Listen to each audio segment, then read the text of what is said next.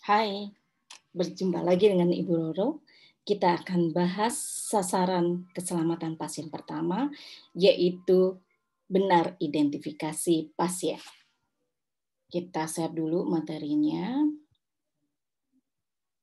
Ya, pembahasan tentang sasaran keselamatan pasien pertama, yaitu benar identifikasi pasien. Ini sangat penting karena ketika kita tidak benar dalam mengidentifikasi pasien, maka resiko ketidakamanan akan terjadi.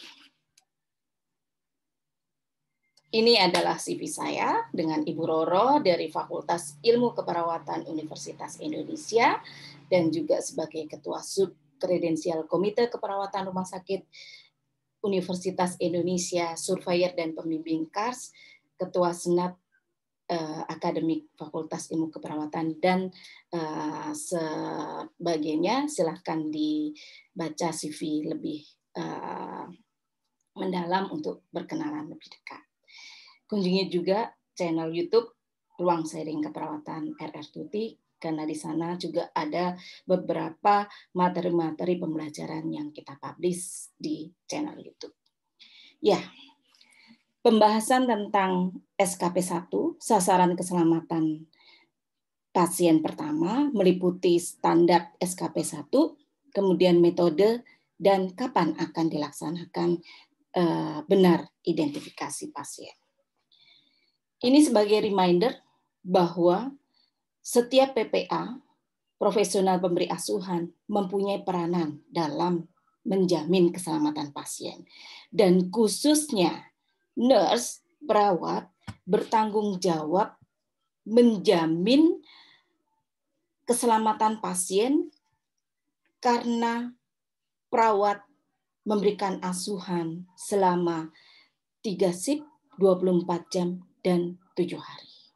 Jadi peran dan tanggung jawab perawat itu sangat besar. Menjamin keselamatan pasien tidak hanya saat menjelang akreditasi atau saat penilaian.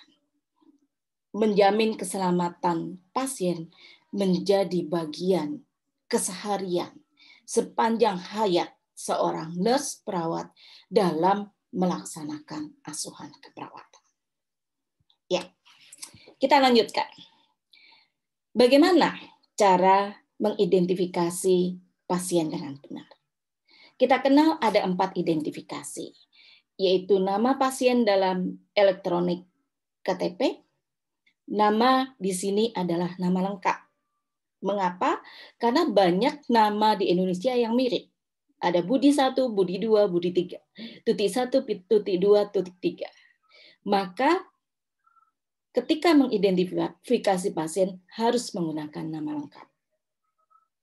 Ternyata nama lengkap pun kemungkinan ada yang sama. Contoh Budi Wijaya. Budi Wijaya 1, Budi Wijaya 2. Maka tidak boleh hanya identifikasi pasien hanya satu. Tetapi yang di standar itu disampaikan minimal 2 dari 4 identitas pasien. Yang kedua yang digunakan adalah tanggal lahir. Ketika pasien tidak ingat atau tidak tahu tentang tanggal lahirnya, maka bisa menggunakan identifikasi yang ketiga, yaitu rekam medis. Berarti kita harus membawa rekam medisnya, mencocokkan rekam medis nomornya di gelang dan di dokumen rekam medis.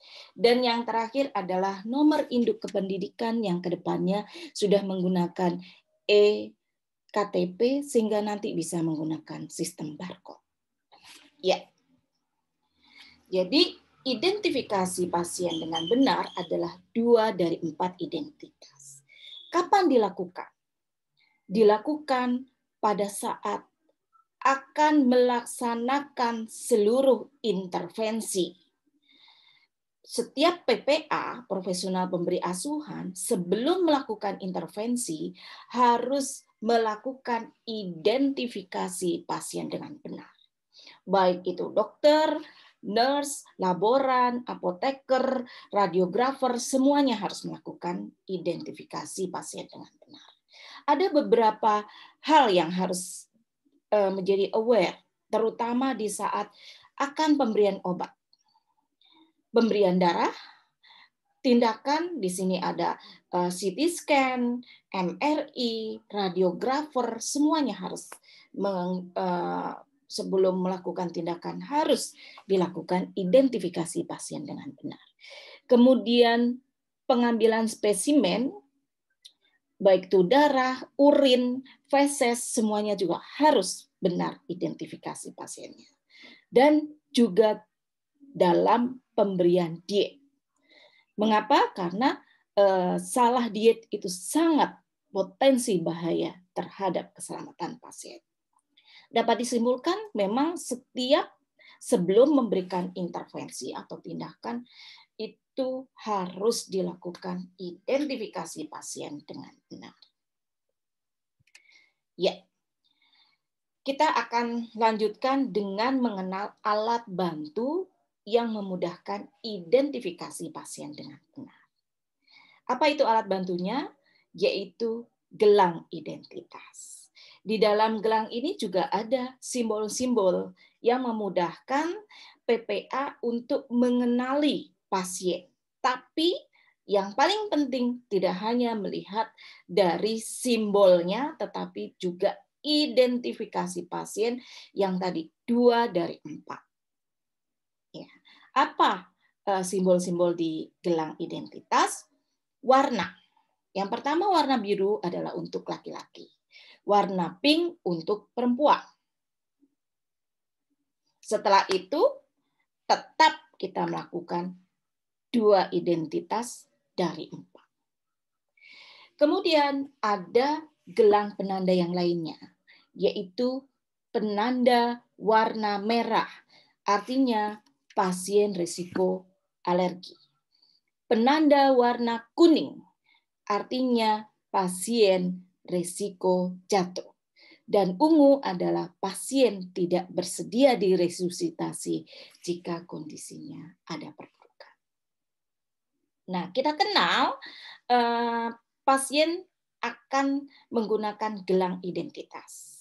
Umumnya bisa dilakukan di saat dirawat, masuk dirawat inap, akan mau masuk ke rawat inap, atau di IGD. Kemudian kalau hasil asesmennya menunjukkan ada risiko alergi, risiko jatuh, atau do not resusitasi, maka diberikan PIN atau penanda. Ada warna ungu, warna merah, ada warna kuning. Saat ini dianjurkan tidak menggunakan banyak gelang. Jadi 1 gelang kemudian ditambahkan gelang penanda. Ditambahkan dengan apakah kancing ataukah simbol warna tambahan jika hasil asesmennya ada risiko jatuh atau risiko alergi maupun DNA. Nah, bagaimana ketika kita seorang nurse harus melakukan pemasangan gelang?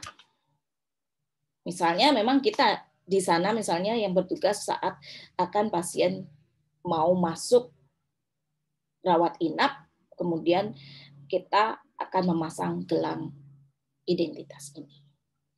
Maka ketika kita mau menyampaikan, melaksanakan pemasangan gelang, kita harus menyampaikan tujuan pemasangan gelang. Kenapa warnanya pink? Kenapa warnanya biru? Kenapa diberikan tanda kuning? Kenapa ditambahkan tanda merah? Agar apa? Agar pasien tahu maksud dan tujuannya. Kemudian kita akan sampaikan kapan gelang ini terpasang. Agar apa? Agar pasien tahu bahwa gelang ini akan dipasang selama perawatan. Jadi tidak perlu dicopot saat mandi atau saat misalnya mau mengerjakan ibadah. Manfaatnya disampaikan Dilanjutkan dengan edukasi. Mengapa dipasangkan tanda kuning? Dilanjutkan dengan edukasi tentang risiko jatuh. Ketika gelang sudah dipasang, nurse menerima pasien dengan sudah terpasang gelang. Nurse juga bisa mereminder maksud dan tujuan pemasangan gelang. Menguatkan terhadap yang sudah dijelaskan sebelumnya. Tujuannya, manfaat, kapan gelang ini akan dilepas, kemudian dilanjutkan edukasi apabila memang ada tambahan gelang penanda. Ya, kita lanjutkan. Kita ingat tadi 2 dari 4. Di masa lampau kita kenal ada identitas di B. Nah, ini sekarang tidak diperbolehkan. Mengapa tidak diperbolehkan? Karena bisa saja pasiennya pindah bednya. Namanya belum diganti. Namanya belum dihapus. Nah, ini risiko jatuh. Demikian juga dikaitkan dengan ini ada penanda hanya name dan bed. Ini tidak benar.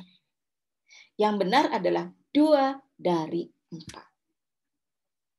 Jadi hati-hati kita benar-benar melakukan identifikasi pasien dengan benar karena ini bisa mereduksi harm. Ya? Oke. Nah, bagaimana cara melakukan identifikasi pasien dengan benar? Yang pertama adalah secara verbal. Ini dilaksanakan saat interaksi pertama antara PPA dengan pasien. Saat interaksi pertama nurse dengan pasien. Jadi kita belum tahu sama sekali tentang pasiennya. Jadi yang pertama kita memperkenalkan diri kita sebagai profesional pemberi asuhan. Jadi kita sebutkan, misalnya kita nurse, ya kita sebutkan, selamat pagi, nama saya Nurse Roro, saat ini bertugas sebagai perawat penanggung jawab asuhan Bapak dengan nama, boleh disebutkan namanya? Jadi kita minta pasien untuk menyebutkan nama lengkap dan tanggal lahir. Apabila ternyata pasien lupa namanya, maka dilanjutkan. Kita memilih alternatif yang berikutnya. Kita lihat nomor induk kependudukan. Atau kita juga bisa melihat dari nomor rekam medis di rekam medis. Nah, setelah pasien menyebutkan nama dan tanggal lahir, maka dilanjutkan kita lihat gelang yang sudah dipasangkan. Kalau memang sudah dipasangkan. Kita lihat nama, tanggal lahir di gelang identitas. Oh, benar. Baik, terima kasih Pak Anto. Seperti itu. Selanjutnya baru kita masuk pada rencana intervensi yang akan kita lakukan.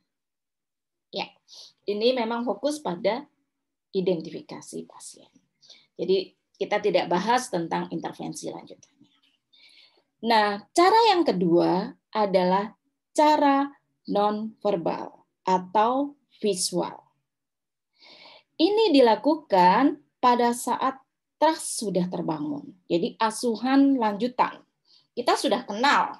Sudah hari pertama kita sudah menyampaikan kita siapa, sebagai siapa, kewenangannya apa. Kemudian kita juga sudah tahu ini pasiennya namanya siapa, tanggal lahirnya, kemudian juga rekam medisnya. Nah, pada pertemuan yang berikutnya, metodenya bisa berupa visual. Jadi tidak setiap waktu ditanyakan, diminta menyebutkan nama. Karena apa? Karena kalau seperti itu nanti ada tidak trust dari pasien dan keluarga. Ini kok petugas kesehatannya nanya terus ya. Jadi metodenya bisa menggunakan metode visual. dengan catatan memang kita sudah benar-benar mengetahui pasiennya dan interaksinya sudah berjalan tidak di awal, yaitu kita sudah asuhan yang lanjutan. Nah, kita bisa menggunakannya dengan visual, dengan kombinasi juga dengan verbal. Misalnya ketika interaksi lanjutan kita sampaikan, "Selamat pagi, Pak Anto. Masih ingat dengan Nurse Roro?" Ya, kita bertemu kembali. Kita coba cek ya gelang yang dipakai. Nah, jadi kita melakukan verbal tapi tidak dengan meminta menyebutkan nama, tetapi karena kita sudah mengetahui maka kita sebut namanya. Gitu. Harapannya ketika kita sebut salah, maka tadi pasien juga akan mengingatkan, bukan, nama saya bukan Anto. Kemudian setelah kita menyapa nama pasien, juga mengingatkan nama kita sebagai PPA, kita cek gelang identitasnya dan verifikasi dengan melihat nama dan tanggal lahir di gelang identitas. Setelah itu kita lanjutkan intervensi. Ya, ini model kombinasi secara verbal dan non-verbal visual. Terkonsentrasi pada pasien yang tidak sadar atau pasien anak atau pasien yang tidak mempunyai orientasi dengan baik. Misalnya pada pasien demensia, pasien psikiatri. Sama, walaupun pasiennya tidak sadar, selalu kita melakukan komunikasi yang efektif, terapeutik, tetap kita sampaikan, "Selamat pagi, Pak Anto. Selamat pagi, Bu Nina.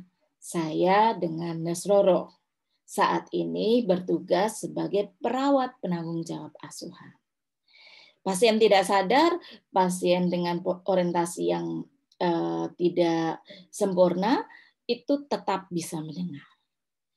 Ketika pertama kali kita melakukan identifikasi pasien belum tahu namanya, maka kita apabila ada keluarga bisa bekerja sama dengan keluarga.